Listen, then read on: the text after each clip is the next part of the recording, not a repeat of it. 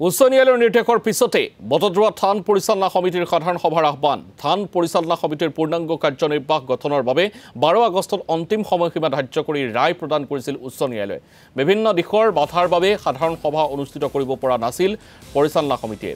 10 আগষ্টত আহ্বান কৰা হৈছে নিৰ্বাচনৰ দিন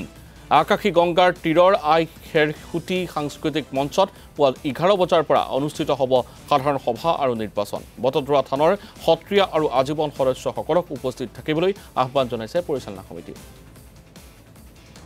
জয়গুৰু শংকৰ আজি সংবাদ মাধ্যমৰ জৰিয়তে আমি সদৌ অসমবাসী ৰাইজক তথা বটদ্ৰৱা শ্ৰী শ্ৰী থান পৰিচালনা সমিতিৰ আজীৱন সত্ৰীয়া সাধাৰণ সদস্যসকলক বিনম্ৰভাৱে জনাব খুজিছোঁ যে অহা 10/8/2025 তাৰিখে মহামান্য উচ্চতম আৰু উচ্চ ন্যায়ালয়ৰ নিৰ্দেশ মৰ্মে অহা 10 তাৰিখে এখন সাধাৰণ সভা পাতিবলৈ আমাক নিৰ্দেশ দিছে গতিকে আমি যিহেতু অৰ্ডাৰটো হুকুমটো 4 তাৰিখে পাইছোঁ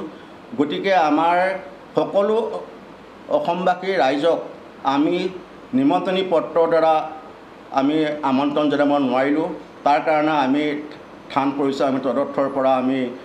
দুখিত গতিকে আপোনাসকলক বিনম্ৰভাৱে অনুৰোধ জনাইছোঁ যে অহা 10/8/2025 তাৰিখে